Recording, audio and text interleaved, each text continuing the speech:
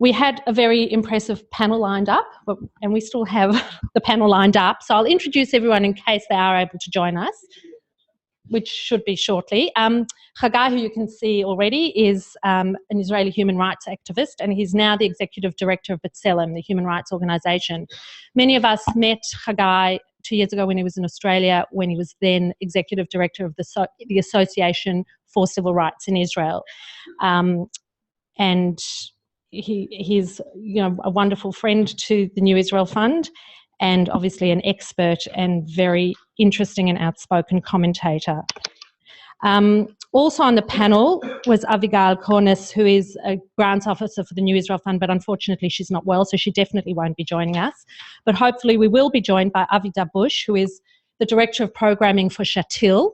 And Shatil, for those of you who don't know, is the capacity building arm of the New Israel Fund, which helps organisations get off the ground, get up and running and do their thing. And then finally we have Yuval Yavneh, who is also an NIF Director of Grants and Programs, who's been with the NIF for 18 years. So the idea of the format was that Yuval would lead the questions, but that's not going to happen now. So we'll hand it over straight to Hagai to give us some of his thoughts. And then if the panelists don't join us, Hagai will continue and we'll open it up to questions and answers with Hagai. Otherwise, the panelists will join us.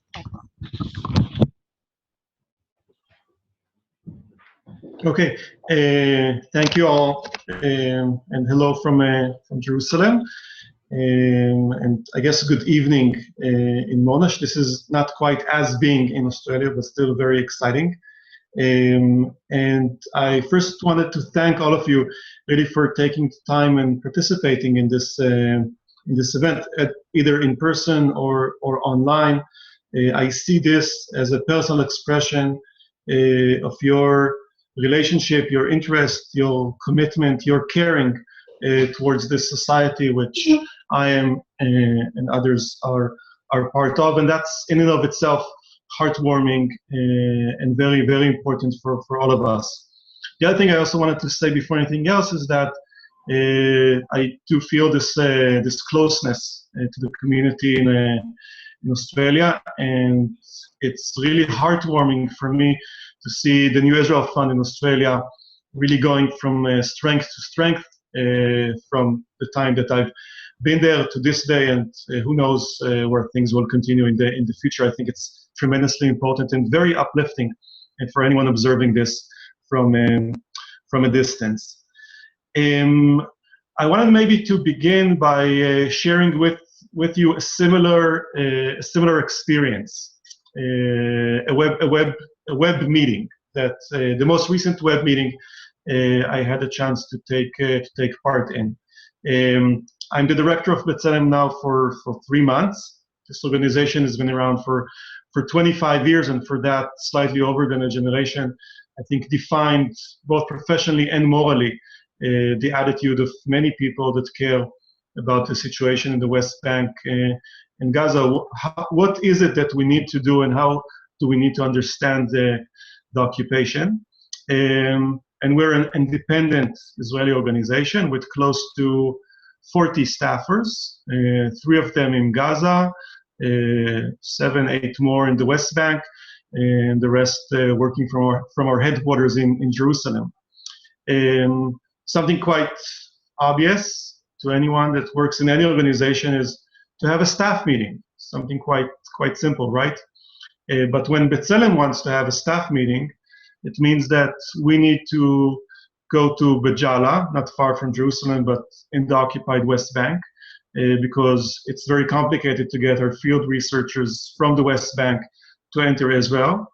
And our staff from Gaza cannot physically be with us. So what we do, because they simply cannot enter Israel.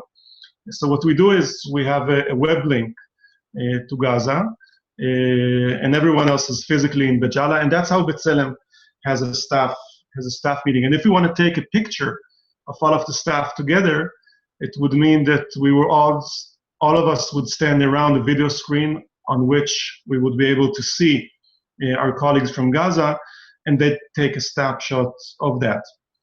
The reason that I'm mentioning this Obviously, the timing of this conversation is a few short weeks, days even, into the ceasefire and the most recent escalation and cycle of violence in Gaza and between Gaza and Israel and south of Israel and other parts of the country.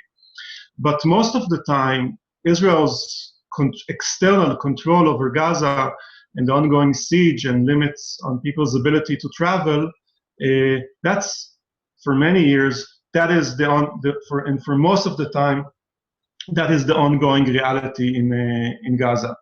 And part of our responsibility, while working with full resources and energy and attention, obviously at times of increased violence and with the terrible numbers of civilian casualties and destruction of infrastructure and homes and so on and so forth in Gaza, is that this issue shouldn't be washed away, shouldn't be forgotten, as is what happened after the previous cycle of violence, pillar of defense, and after the previous one, cast lead, and after the previous one, and so on.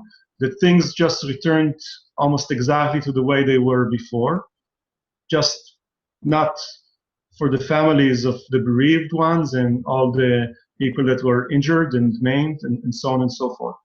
But the general structure of the relationship and the reality and the ongoing siege and the limitations that I mentioned before, these were there before and these are there after, and that's part of the ongoing reality of the external control that Israel has on Gaza, which we all should have an issue with because of its human rights implications.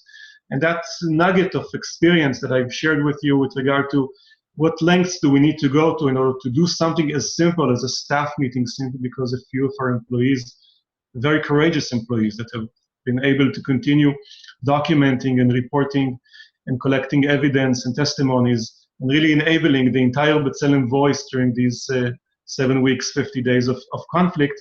But the simplest thing for us to have some time together has to go in that fashion.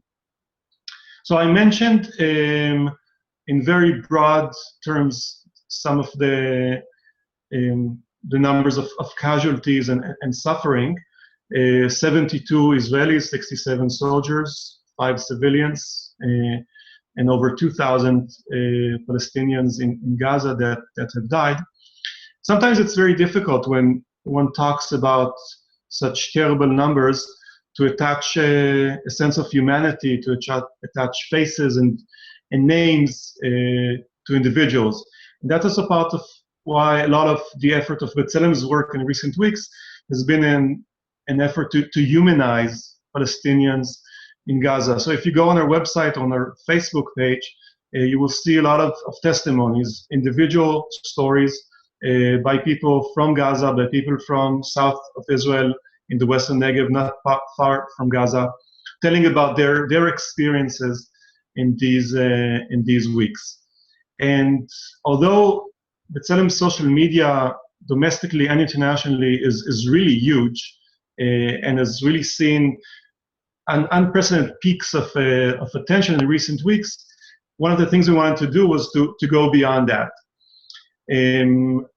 One of the phenomena that was most difficult to accept in these 2 months in Israel is a lot of actions that were not government initiated, but simply taken at the initiative of individuals. So, for instance, initiatives to fire Palestinian Israelis from their workplaces simply because of things that they wrote on their personal Facebook page. That wasn't, a government initiative. That was just, employers, individuals doing that. And the same thing goes with regard to violent incidents and attacks against Palestinians in Jerusalem and elsewhere. Another aspect of this was self-imposed limitations, I would even say censorship, by Israeli media. Israeli media is very free, completely free, to report the news as it sees it. And yet the picture that Israelis often got, almost all of the time, during these weeks of conflict, was about the suffering and casualties in Israel, and that's totally appropriate, but very, very limited reporting over the much worse and very horrifying situation in the Gaza Strip. So we wanted to go. I think I'm seeing my New Israel Fund colleagues on the screen. So welcome. So we wanted to try and break that self-imposed censorship to go beyond social media.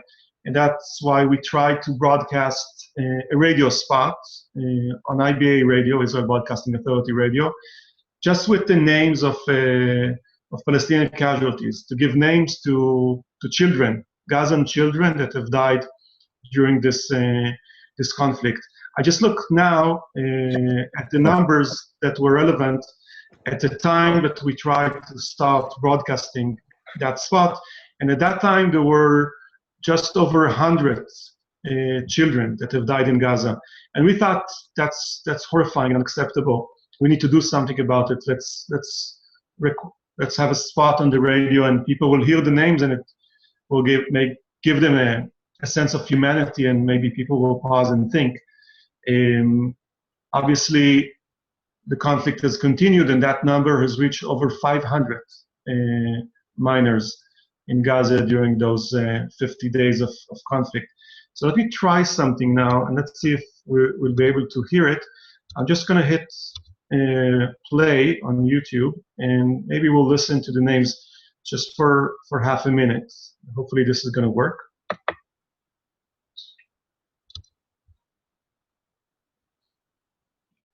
No, not working today.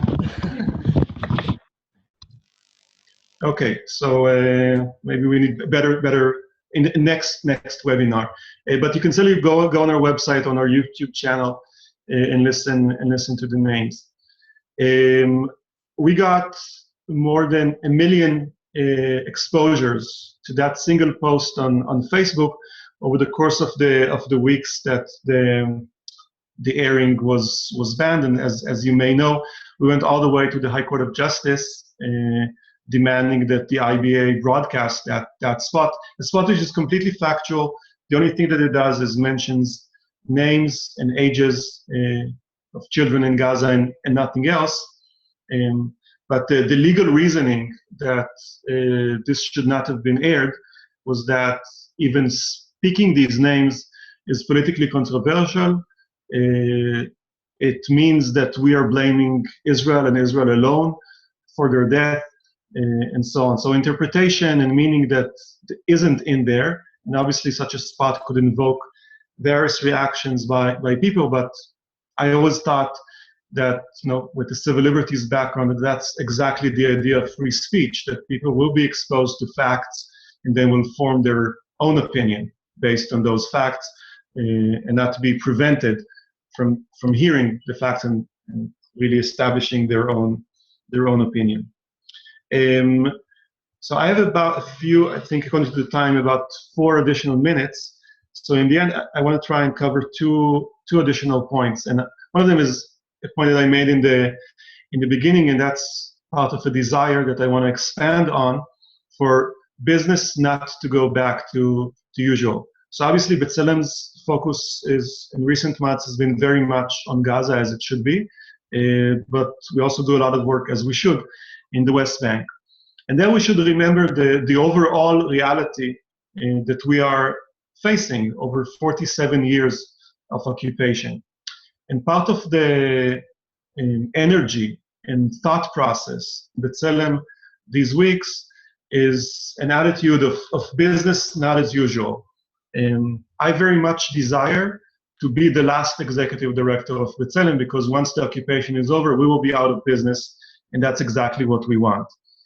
And what we need to do, and in that time also speaking to all of you in Australia, is to seek and to think together and to seek more new ideas and more new approaches that will be coming from an attitude of business not as usual. And what is it that we can do together so that someone won't be sitting here in 47 years' time and talk about the 94-year-old occupation? Because if we don't shift gears and move to such an attitude, and if we continue with more of the same, we know exactly what more of the same gets us. It gets us another year and another year and another year of this prolonged occupation.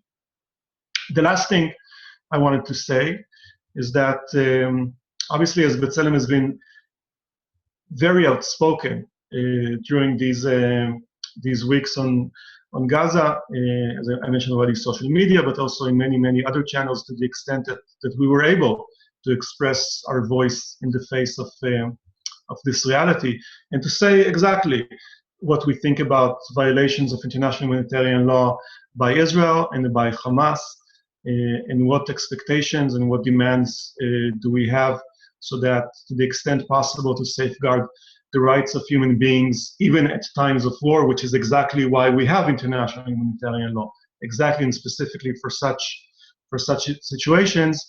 That has come with a price. And during these weeks, since in the beginning, B'Tselem has been around for 25 years, and it's been a very courageous organization throughout this period. But what we have withstood during these last 7 weeks has been unprecedented in the 25 years history of B'Tselem, including physical attempts to physically attack staff, an endless barrage of online threats on the organization, a successful attempt that we managed to fix after a few days, to take our website offline.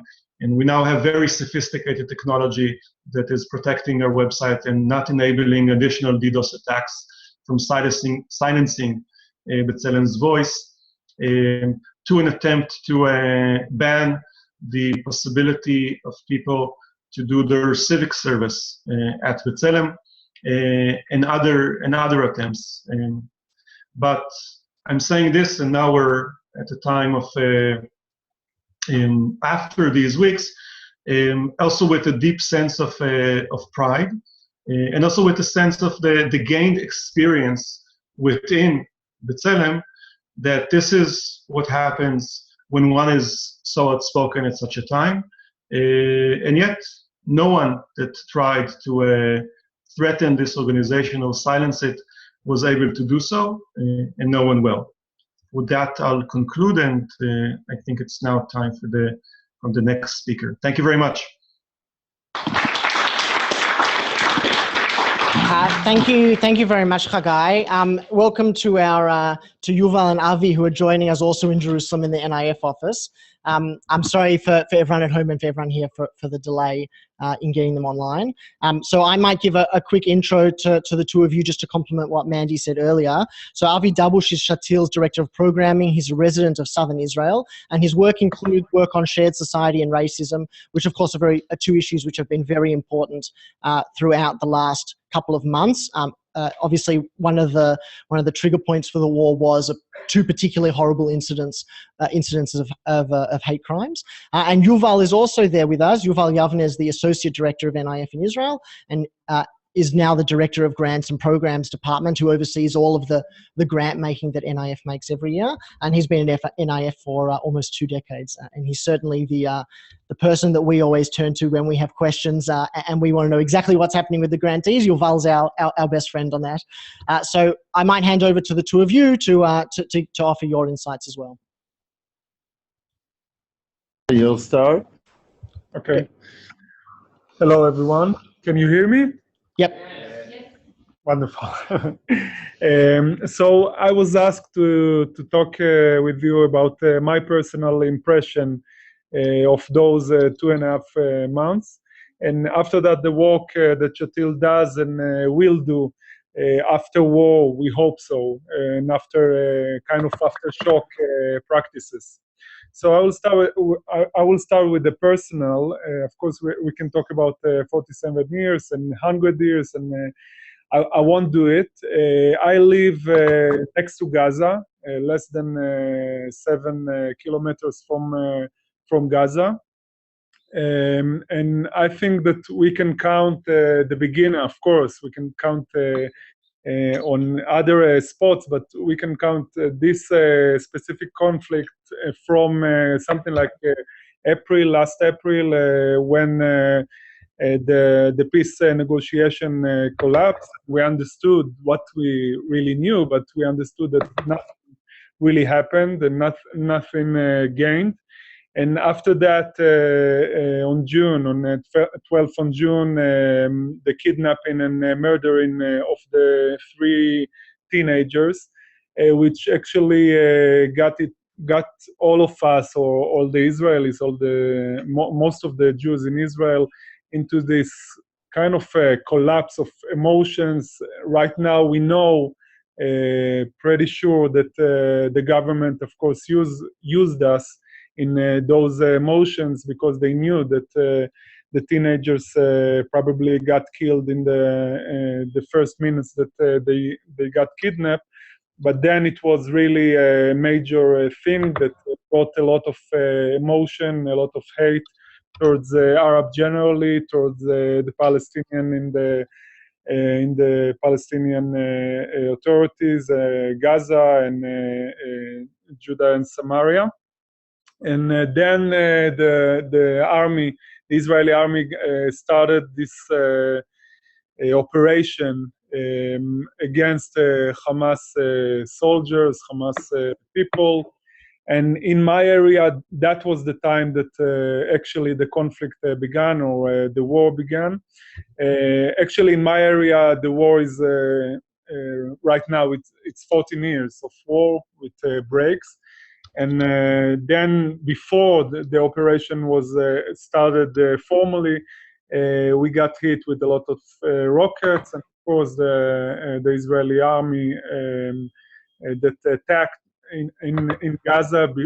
As I said before, it was formal, and then it became formal, and the war actually began more in a more general way. And I would like, I don't know, I didn't hear all the things that Hagai was talking about, but I will just in few minutes try to explain what we experience as Israelis, as Jews in this area. Actually, my best example for that, and don't take it personally, I asked my boss, Ronit, the CEO of Shatil, not to do this talk, because it's really hard for us to talk about this war. I think we all in our area in kind of post-traumatic situation. A lot of communities, especially communities not such as mine. I live in a kibbutz next to Sderot. For those of you who maybe know the area, it's Bor Hail. But we of course suffered from this war, but the kibbutzim and the people that right near the fence, near Gaza border, 2 and 3 kilometers from there, the collapse of the communities was devastating. Most of them left the places, of course, the families, the children. In the last 2 months, maybe they were there a week or 2 when we thought that it was ended after months or something like that. And actually, when we talked about, and I led this project after the Second Lebanon War, we talked about inner refugees, refugees inside their homeland, inside their land, and there were a lot of those refugees inside of Israel. Most of them went to the north of Israel, to kibbutzim. Actually, the government didn't assist them. The army was using the kibbutzim, the places of our children, to be there all those times with a lot of damages that they will have to pay the settlements there. And of course, in the last week, we had 2 big tragedies. One of them in Nahal Oz, Daniel Targerman, a child in the age of 4.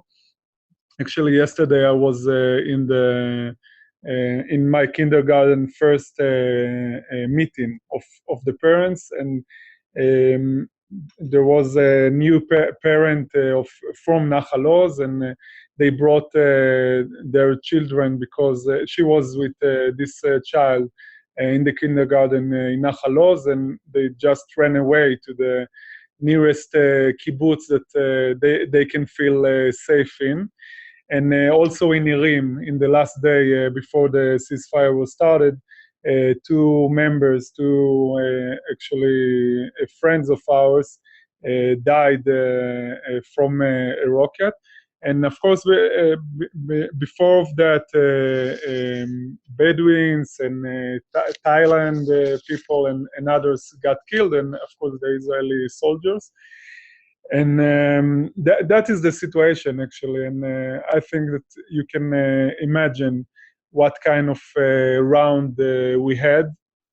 And right now we have to, as we say in Hebrew, to lick our wounds for several months, maybe years.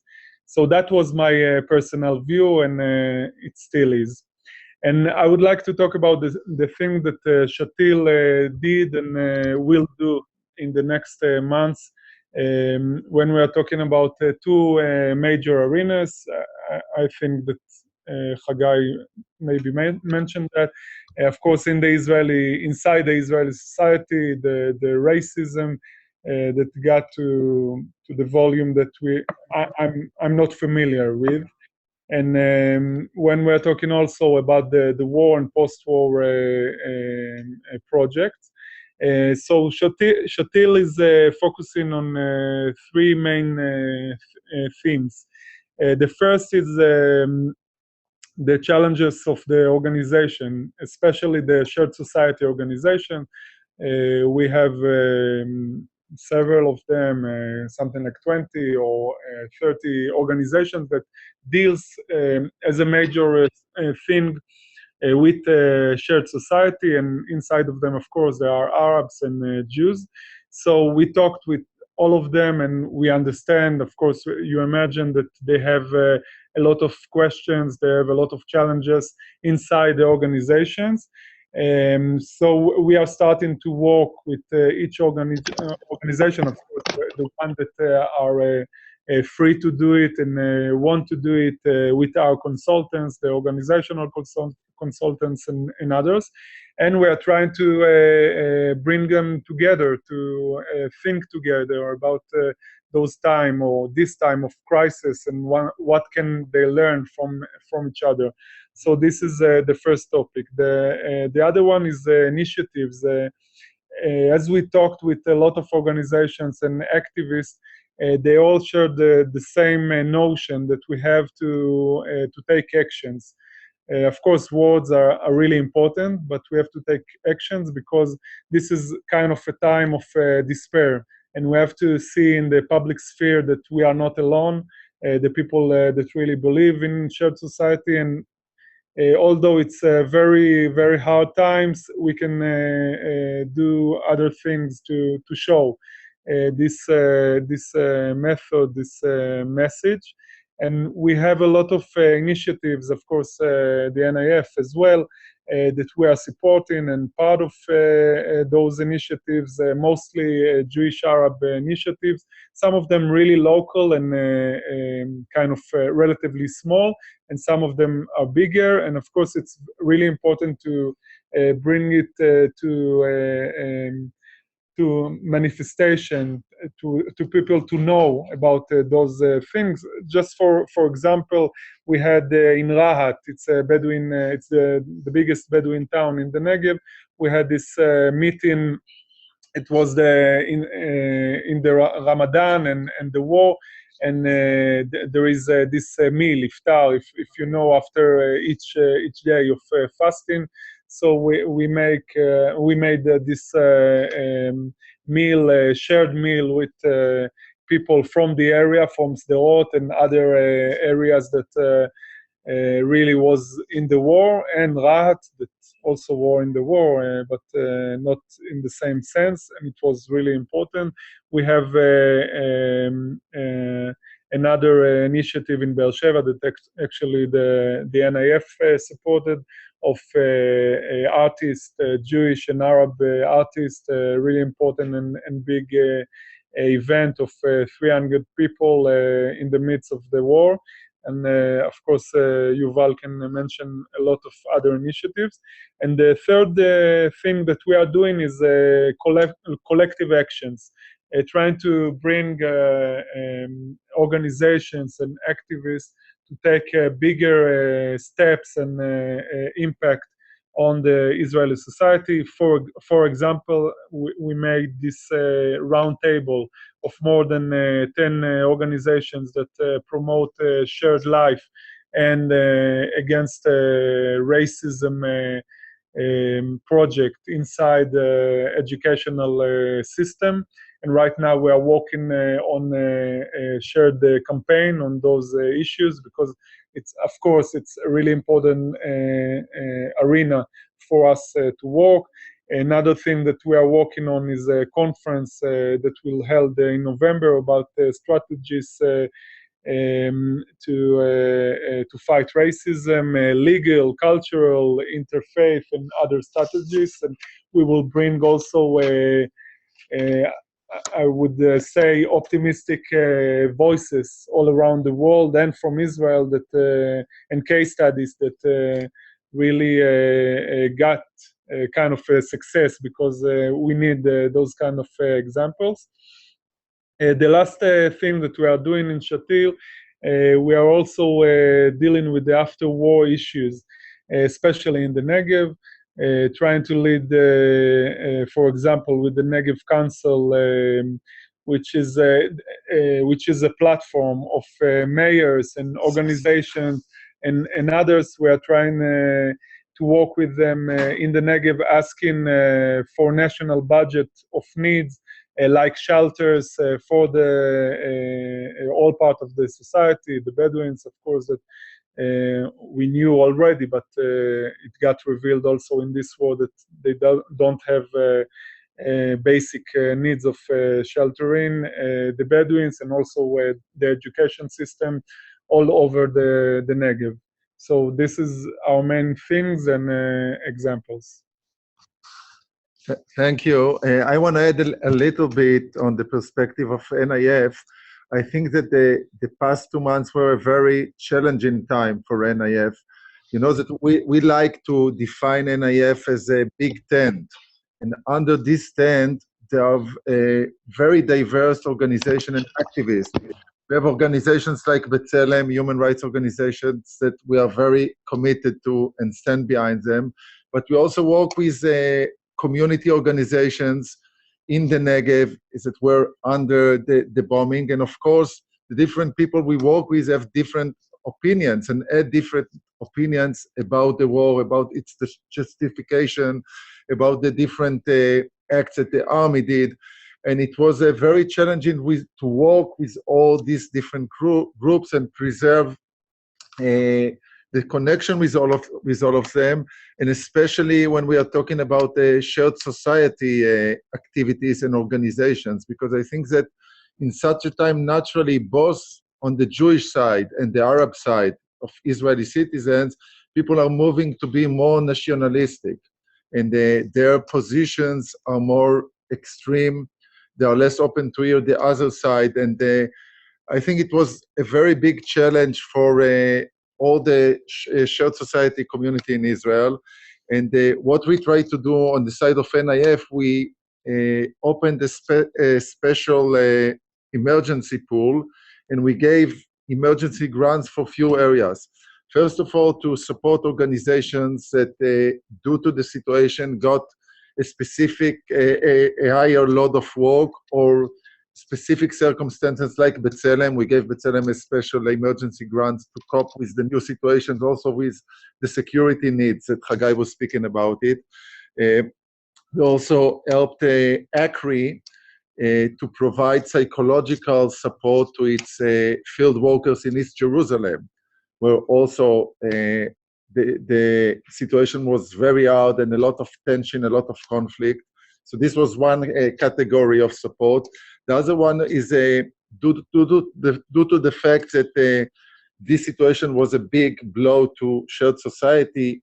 efforts, it was important for us to encourage such efforts, and we gave many small grants to activities, to shared society activities.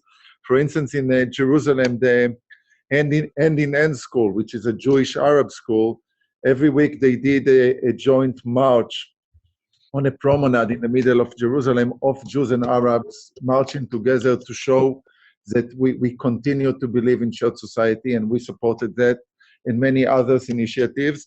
We also supported the organizations, mostly NIF grantees that were under the fire in the Negev, helping them to recruit volunteers to work with their community, and also to take residents in the south for a day of relaxation in the north. This was also part of our support. I think that when we're looking now on the day after, as I said, our main challenge is to see how we can promote shared society and go and move on, although and move on after, as I said, the blows this field got in the past 2 months.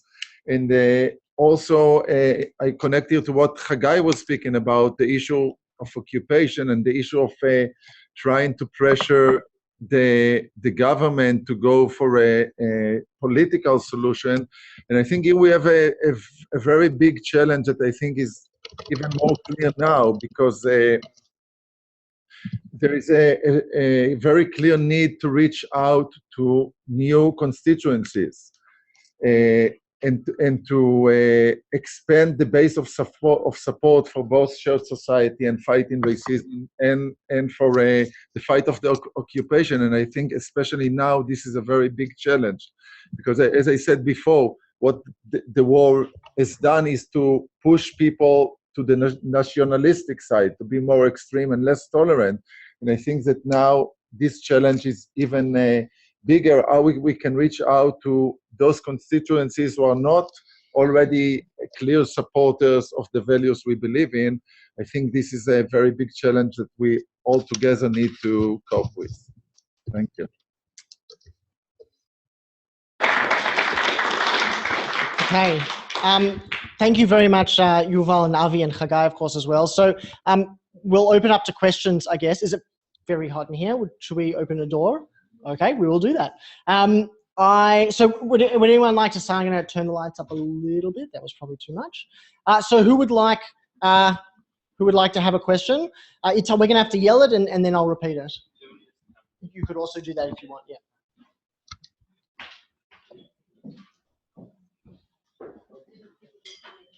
Hi, Hagai. Can you hear me? I can. Yeah. So I wanted to ask, I read the report that you wrote about international law and its application in the IDF operations. And in the report you mentioned, I think there were 72 homes in Gaza of Hamas commanders that were targeted by the IDF. And what I wanted to understand was, according to your research, were those homes actually command and control centers of the IDF? Have you been able to verify that? And if they weren't, do you know why those homes, and especially the 4 large apartment buildings that were targeted at the end of the war, why they were targeted? And the last question is, if you, as you claim, according to international law, Israel can't target a private home, then what should Israel do if it does have information that Hamas is using those homes as command and control centers? Okay.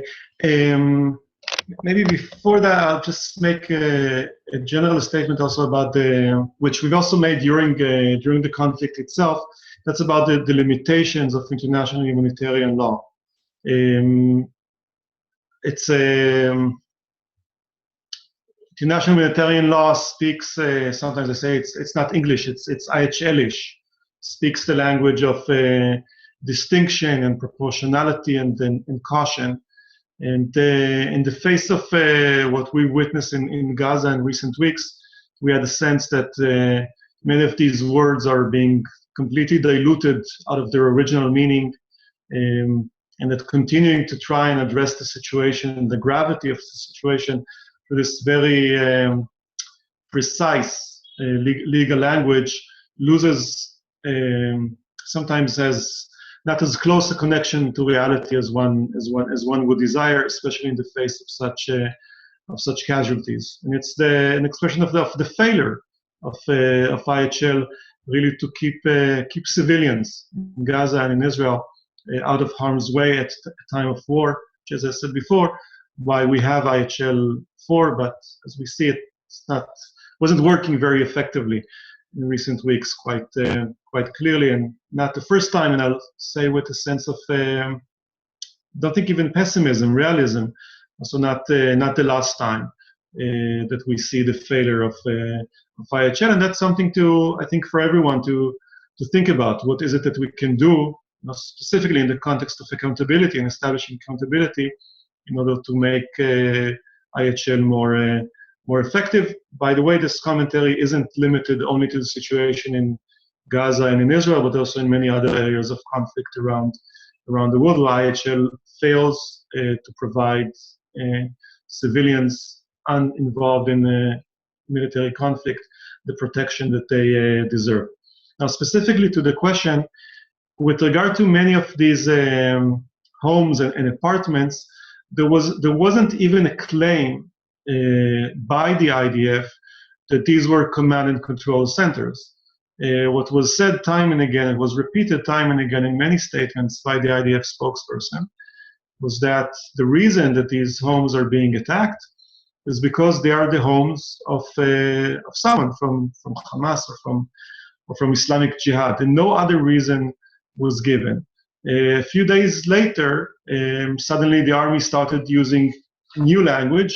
They stopped saying homes or apartments, and they started saying operational infrastructure. They're attacking the operational infrastructure of these individuals. But changing the language doesn't change the reality. And according to international humanitarian law, these are all civilian targets. To say that this is a broad interpretation of what is a military target would be a gross understatement. I don't think there's any legal expert of IHL that would accept that a home of such an individual anywhere would be a military target. So this is a violation of the principle of this distinction in IHL. One isn't supposed to attack civilian targets, only attack military targets. Now, in some of these cases, and here I go deeper into IHL-ish, with regard to not these homes that I mentioned, but other targets, those could be military targets because they were a command and control center or because rockets were hidden there, and so on and so forth. And in those cases, the relevant legal question that enters is a question of proportionality. IHL accepts the fact that there could be casualties amongst uninvolved civilians as a result of an attack against a military target, but the attack needs to be proportional. The military commander needs to weigh the direct military benefit of performing the specific attack against the expected civilian casualties and damage to civilian property. And if the military benefit is sufficient compared in proportion to the expected civilian casualties, then that would be a legal attack. And with regard to some of these attacks, I think there, again, and IHL doesn't draw a clear line with regard to proportionality, whether it's one military casualty compared to 5 civilian casualties. Is that proportional? 1 to 3, 1 to 7? What exactly is proportional is something that is open to legal interpretation. But I don't think anyone would say that 24 to 1 is proportional. And that's a figure that we saw in one of the attacks in Gaza. And there's a number of additional attacks in which the question of proportionality enters in its full severity, because the terrible proportion between the number of who was presumed to be the military target and the people that died around that that individual. So there's going to be a lot of work that will happen now going into many of these specific incidents. But at the same time, it's very important for all of us at the center to also go back to the big picture, and not to lose sight from the big picture, because if we only go and look at the specifics, which is what needs to be done but isn't sufficient, then we again lose sight of the overall questions that I think anyone should be thoughtful with regard to the overall casualties in Gaza, the damage to so many homes, the damage to infrastructure, and the relationship between the policies that were implemented and the instructions that was given to the IDF by its military advisors and by the government, and to focus on that level, to focus on the level of policy and what is the relationship between the policy and the casualties that we've seen. I think the last part of your question was with regard to how Israel needs to conduct itself in such a complex fighting environment, and no one is denying that this is very complex. Israel has a responsibility, according to international law, according to its own laws, to conduct itself in a way that is consistent with these legal principles that reflect values. They reflect values of morality that should be sustained even at times of war. Now, none of this is a surprise, and the fact that Gaza is such a densely populated civilian area is no surprise. Any military commander that is planning a military operation in such a densely populated area has a responsibility to take that into account before starting the military operation, so that they can do their utmost efforts in order to safeguard the lives of the many civilians in the area. Now, Hamas isn't even making any claim with regard to the legality of its own operations, and even if they were making such claims, they can and should be easily dismissed. Hamas firing from within populated areas is illegal because they're putting their own citizens in harm's way as a result of that, and firing at civilian areas in Israel is a violation of international humanitarian law, and so on and so forth. And B'Tselem has said that before this military operation and during it, and we'll continue to say it. There's no question with regard to the severity of these violations by Hamas. But the violations of one side do not justify violations by the other side. And what Israel is saying all the time is that it did conduct itself in fullest according to the rules of war, according to IHL. And we have serious questions with regard to that claim. Okay, thank you very much for that, Hagai. For those of you who are tuning in at home, you can add a question in the Q&A section at the bottom of your screen. While you guys are thinking about that, we'll take another question from here. Does someone have a question? Dalit, by all means.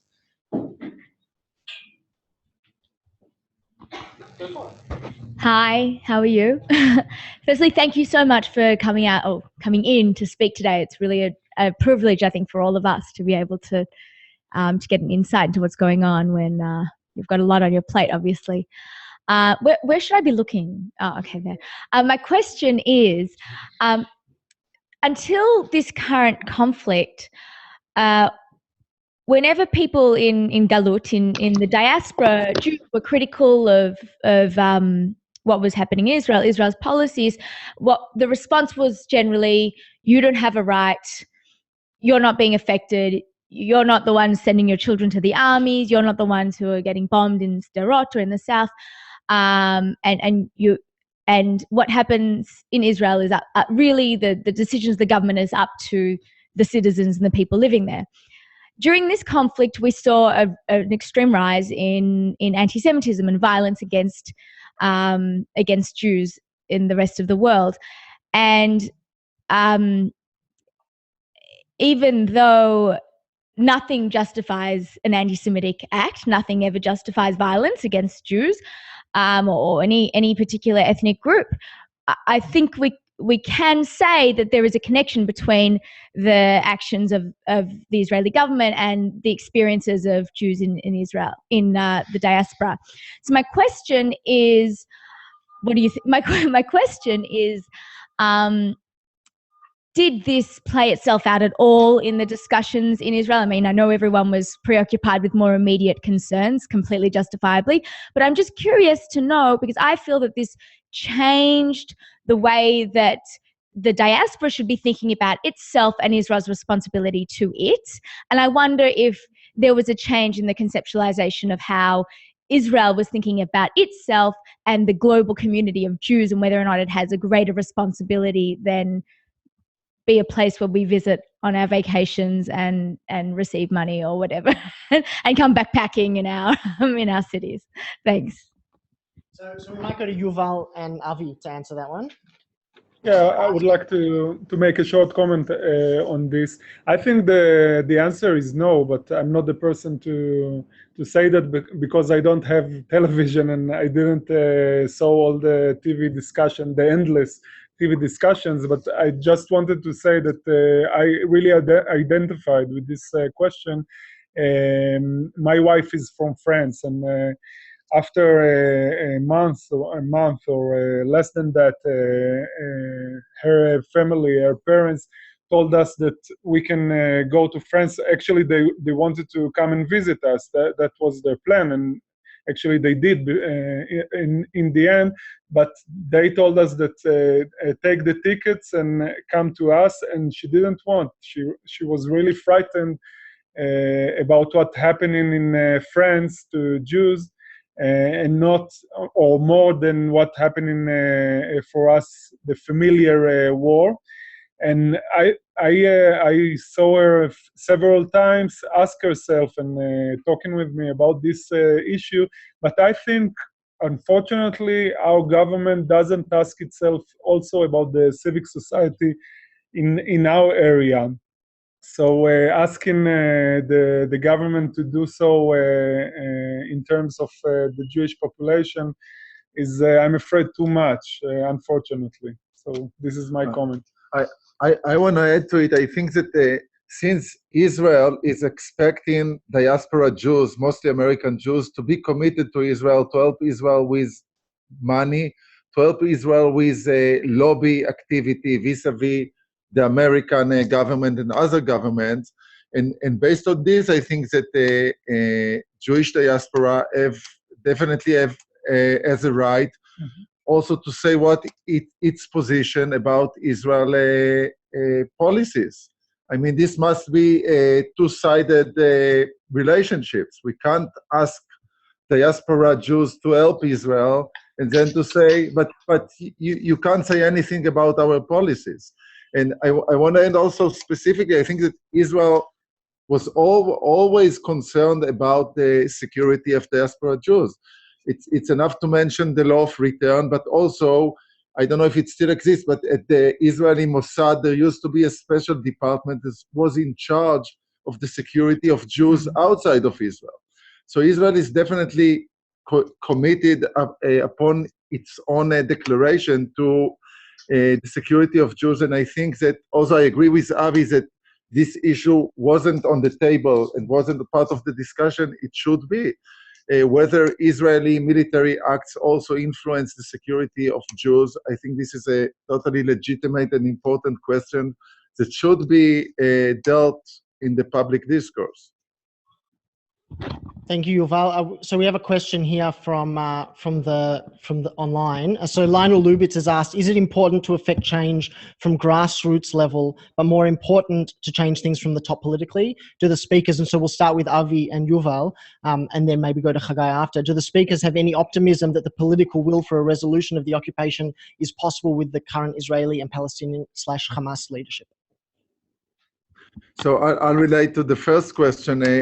I think that always, since NIF and Shatil started working on any issue, we are trying to combine both work on the grassroots level and work with the higher decision makers. And I think the question of the balance between the two and how they work together best is $1 million question. And I think we are always trying to find the right integration of these two strategies and how it can work in the best way. And there are also a lot of inner arguments. Sometimes some people in Shatil and NIF regarding different issues, things that we should put more, invest more in working with the decision makers. Sometimes people think we should invest more in the grassroots, but I think in general we believe in the two strategies and in the combination of the two of them. Yeah, I really agree, and I think it depends on the specific issue and the impact that you want to gain.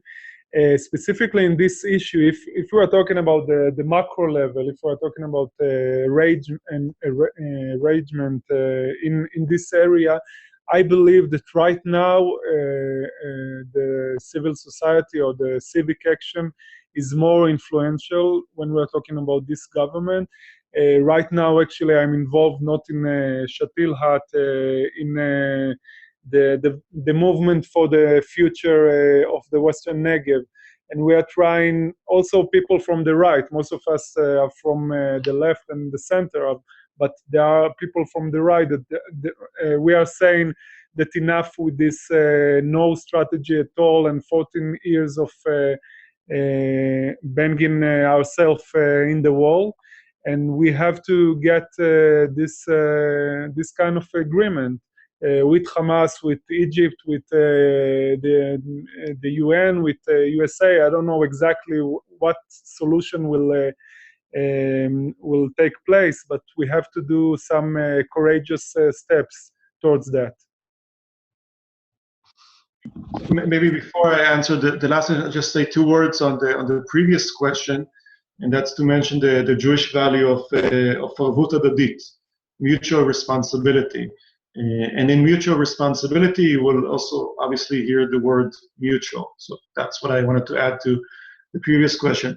With regard to the political will, may I also just 2 things. One is, I mean, the notion that you can somehow lock the gates of Gaza on the border there between Israel and Gaza and the Gaza Strip, and throw away the keys and just forget about the whole place with its 1.7 million people. That isn't really working very well, as popular as that notion is. The future and the rights and the security of people, Palestinians in Gaza and Israelis in the Western Negev, other parts of Israel, and so on, is connected, is related in a very deep sense. So that idea is quite not popular, very disputed, and many people would desire that the whole thing would just go away. Israelis aren't going away. Palestinians aren't going away. It's either we figure out a way that respects the human rights of all the people in the territory between the Jordan River and the Mediterranean, including Gaza, which is so popular to forget about, or that we are committing ourselves to future and continued and worse rounds of violence and escalation as we have been seeing.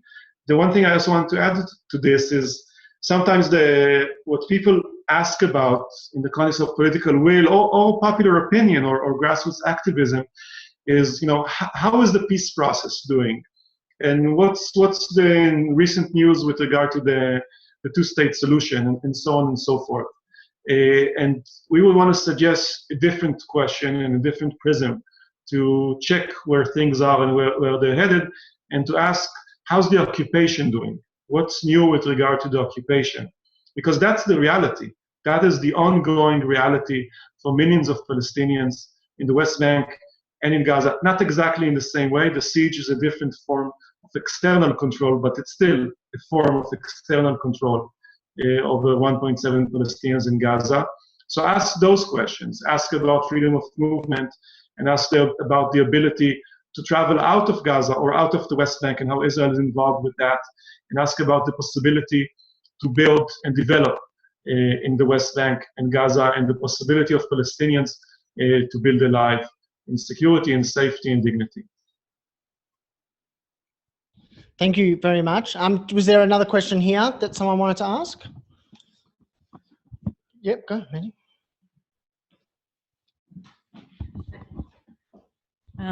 So my question is, given that Israel is, a very divided place in terms of political opinions, it seemed, as reading and watching this from afar, that there was something very close to unanimity among Israelis about support for the war.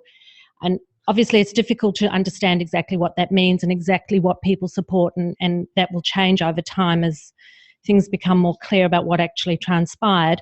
But I'd be interested to, following on from from these last comments, how you think that could change, not that the view of the war would change, but how, given the support for what you've described in over the discussion, particularly you, Hagai, as kind of a status quo of things staying the same and then erupting and then staying the same, what sort of political momentum would be required to get any real change?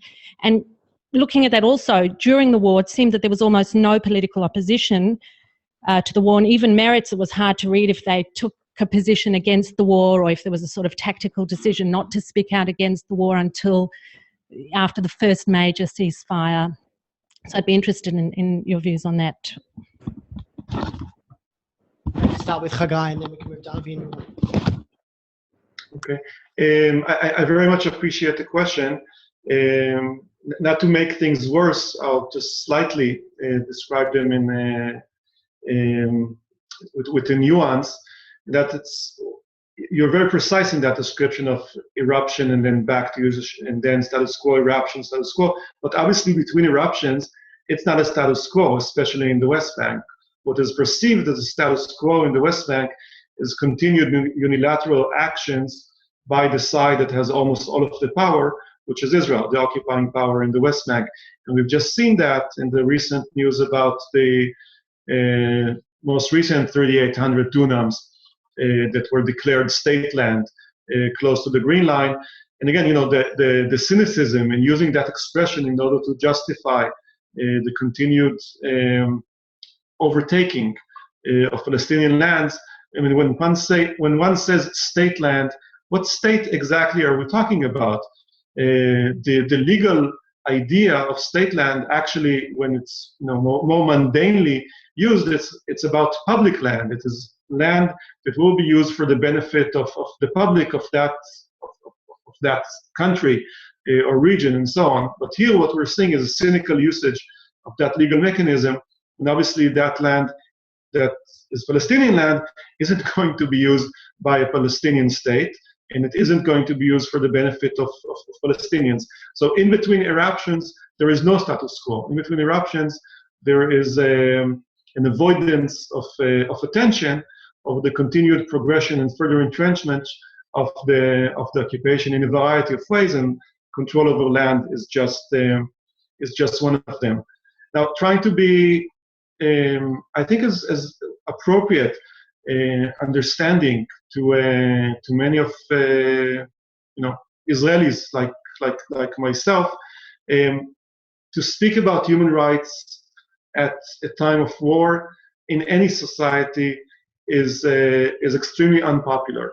And when half of the country or more of it is within the range of rockets from Gaza, and sirens are being heard, and people are concerned and terrified and concerned about their families and about their children and about their relatives, and people having their sons fighting in Gaza or close to Gaza in harm's way, and so on.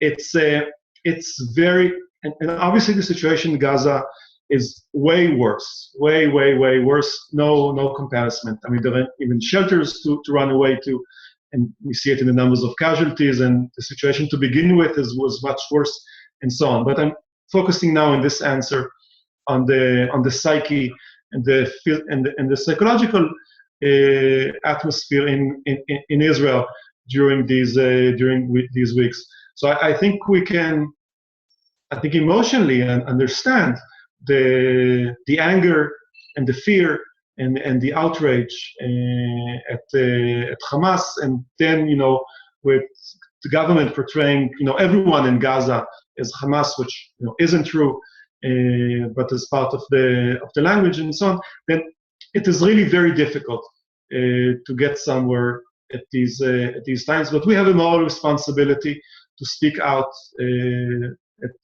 during and especially at times of war, and we have done that. I do hope, and we got a lot of attention, and that's part of my reason for optimism, that as the conversation now continues, that we will be able to reach more hearts and more minds, and eventually impact change in a significant way. I'm not sitting here with a theory of change that we're going to do A, B, or C, and that occupation will end. I think we need to approach this with a sense of humility, and I think that's essential. But then I also go back to what I said in the very, very end of my 15 minutes of video fame, is that we are genuinely seeking thoughts and ideas by others, including all of you. What is it that we can do that will express no more of the same with regard to the occupation? Did you want to add, Avi and Yuval? Yeah, maybe something. A bit briefly, maybe. A few words. I think, I don't know if there was 100% support from the 80-something, Yuval as the numbers, but support from the Jewish population about this war. I think that there is a broad support of the responsibility of the government to the citizen security, and we must not taking our eyes out of it. For me, of course, it's a personal and family question, but I think it's really important to understand that people really don't feel secure. And our children are occupied with that emotionally, but also physically.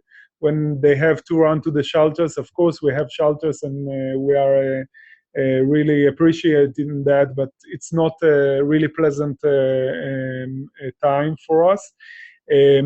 But I think also this is the part of the responsibility. And this part are also saying, and we know that for sure, that there is a responsibility also to the other side. But the other part is, I think that a lot of people understood really deeply the limits of power in this summer. Also, of course, we had a lot of lessons during those years, but that was a really deep lesson. Because the person that told us all the time that he knows how to deal with terror, and if they will hurt us, we will hurt them more, and then we will end this attack. He didn't succeed, and he is saying that it's Bibi Netanyahu, but not Netanyahu alone, Ya'alon and Gantz and all the people that led this operation or war. So this is a very important lesson, and as I mentioned, people also that really consider themselves to be right-wing or voting to right-wing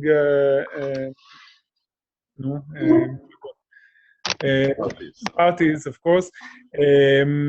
Right now, they are talking differently, and they are saying maybe it's not working, and maybe we have to find something else for our children, for our families, for our future.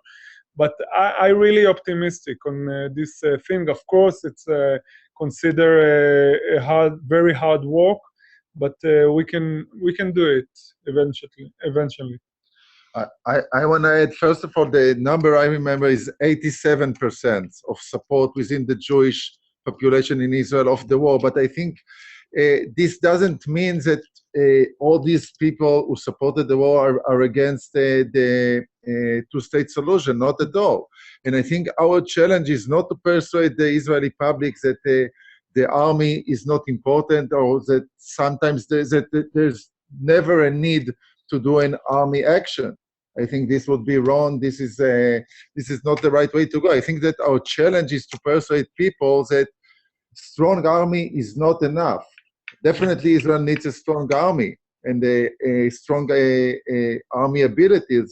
But I think that the challenge is to persuade the Israeli public that this is not enough, and without stopping the occupation and having peace agreements with our neighboring country, we would not have a sustainable security for the long term. I think that this is the big challenge. And again, I think that many of the people who supported the war, including left people and voters of Meretz, this doesn't contradict their belief and their support of a two-state solution. So we shouldn't be discouraged by the numbers of support of the war when we are talking about prospects for support for a peace agreement with the Palestinians. Thank you for that. I want to reinforce one of the questions was about what role NIF and the grantees play in working to end the occupation and advance the peace process. And the answer is that that's one of the core areas of work that NIF is interested in. I'll come one question from the floor quickly, and then I'll come to you. I just wanted Hagai quickly to talk about the tunnels and what impact, what kind of play that got in Israel. That was obviously something that seemed, I think from our perspective at least, seemed surprising. Asaf Sharon had an article in the New Yorker. Asaf is he works at Molad, which is a grantee of NIF's, and he wrote that it was actually something that was kind of known over the last few months or years even, but very little was done about it. Maybe Hagai, can you expand on that or add to that a little bit? Yeah, sure. Yeah, I mean, the tunnels have been around for years, and that's a known fact. If people would want to go back, for instance, to the incident of the kidnapping of the Israeli soldier Gilad Shalit, then he was kidnapped through a Hamas infiltration into Israel through a tunnel, and so there's little that is new in that sense. And even when the government spoke about the reasons for why it's going into this military operation, then in the beginning the tunnels were barely mentioned. It was only a few days into the cycle of escalation that suddenly a new reason for the military operation was found, and that was the tunnels. But that, I think, this is what I'm saying now isn't from a specific human rights perspective. It's just like political commentary that you can also read in the newspapers with regard to the how sensible certain how this military operation was sold and justified to the Israeli public, and I think all of that is something that would need to be judged in the court of public opinion in Israel. Okay, we'll have one more question, Robin, if you want to.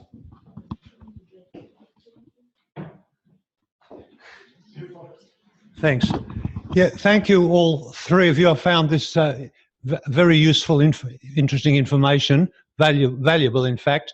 Following on from the question asked by Mandy and the response to that, I would like to ask your opinion on this, that when Jewish progressive organisations in Australia issue media statements on the Israel-Gaza conflict, should such statements focus entirely on the actions of the Israel government, or should mention also be made of the activities of Hamas?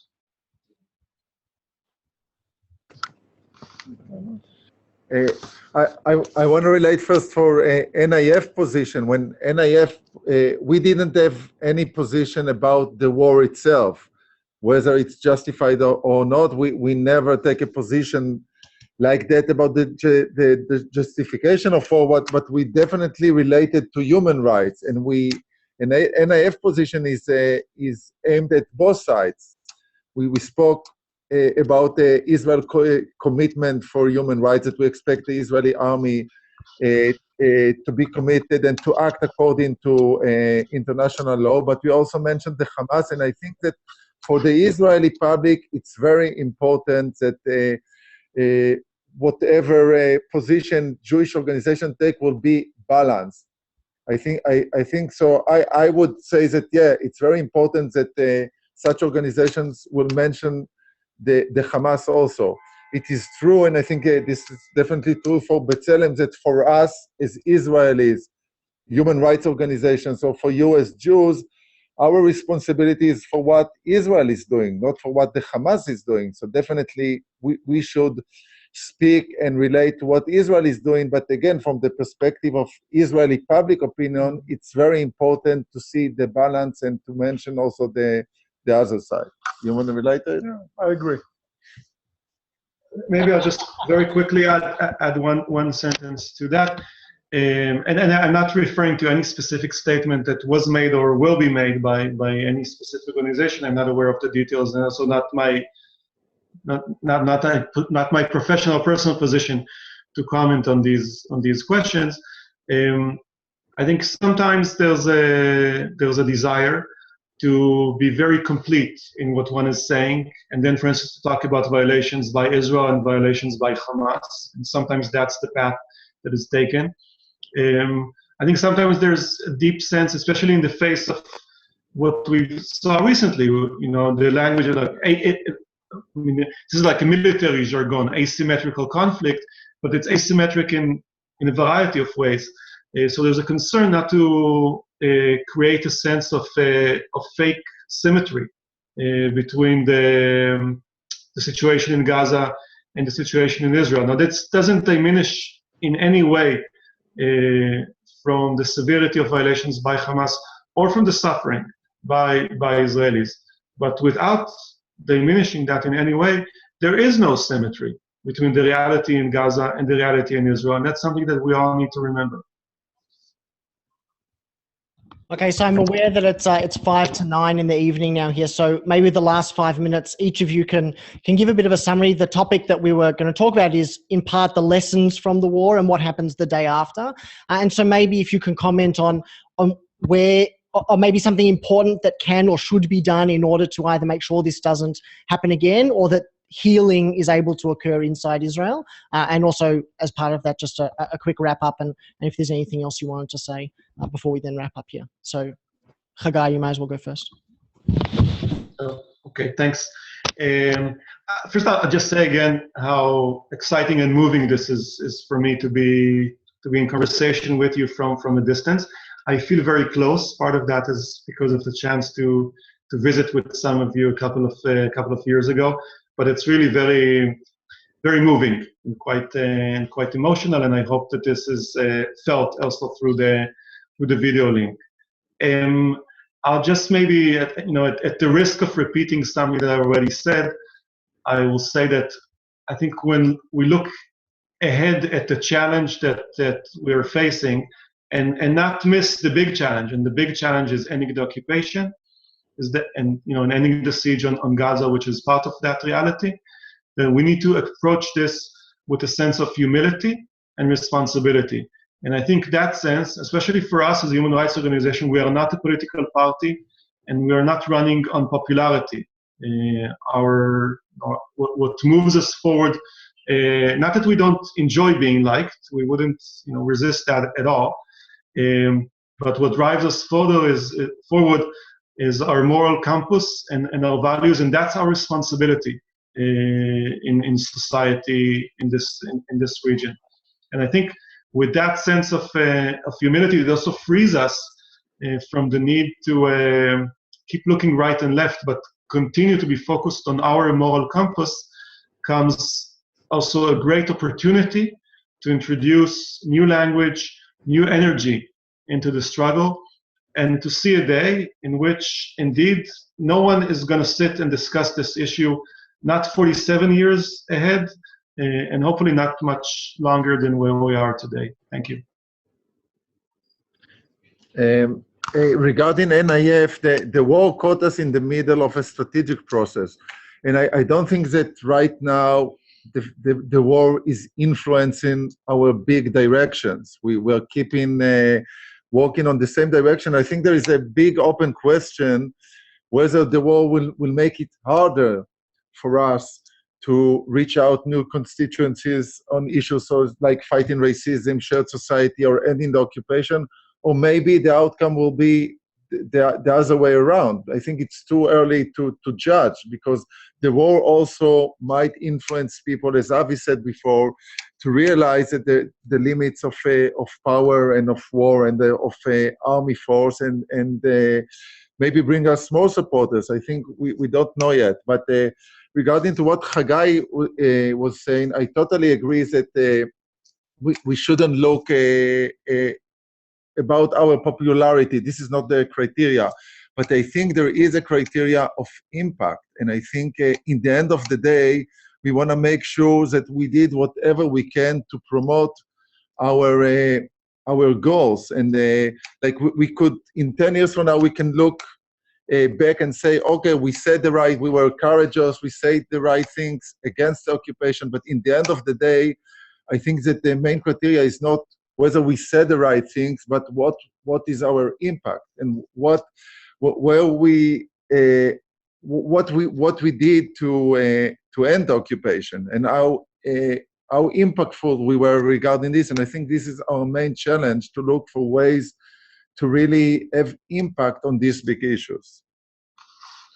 I would like also to thank you about your caring and curious position. It's not a thing that I really feel like Hagai. It's a moving thing. And also say that we are moving forward, as you know, as we mentioned, and no one will silence us. Of course, it's harder in those times, but we are moving forward. And I believe that you have also a place in that. You asked about the place to talk, but also a place of making actions in Israel and outside of Israel. And for me, it's really important as a Jew and one that believe in peoplehood of Jewish people and all the humanity. So I think that if we are going together, we're going to win eventually. Thank you all very much. I think maybe, I don't know how well it's going to be heard, but can we give a round of applause to our three wonderful speakers?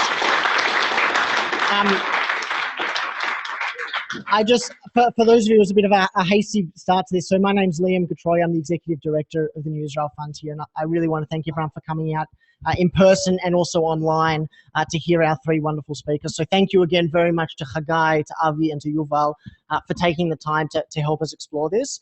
While you're still on the line, I wanted to give everyone here a sense of the impact that we've had in Israel over the last couple of months. And we've raised more than $20,000 to support an organization called Tag Meir, which is a coalition of Jewish organizations working to create an opposition to hate crimes and to racism and to extremism in Israel, and to bridge gaps between Arab and Jewish populations. And so that was with the help of many people who are here in the room and also watching at home. So I'm really very grateful. I hope that was able to, I'm sure, well, we have heard the good use that it's been put to in Israel already. And so we're very proud to be able to contribute to that kind of vision for Israel that we have. I will say as well, if you haven't contributed and if you want to continue to empower these kinds of friends and allies and partners that we have in Israel, we would love to have your continued support. And so for those of you online at home, you can go to our website, to nif.org.au. And also we've got some donor cards here. Two last things is I wanted to say that we are bringing a wonderful speaker to Australia in a couple of months in November, Talia Sasson. The details are on Facebook and on our website. Talia is an expert in Israeli and international law, so she'll be able to give a lot of insight a few months after the war into what happened, into what role any investigations that eventuate may have, and how that all is going to play out in society, in Israeli society and in the diaspora. So I think that will be a wonderful addition.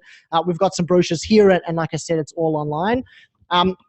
And so the last couple of thank yous were very much to Aviva, who's sitting just to the side of Yuval and Avi, I think. So thank you very much to her, and also to Danny, our project officer in Melbourne, who's been a wonderful help. Thank you very much again for your time and for coming. I hope it was an interesting experience, and we look forward to seeing you again soon. So thank you very much.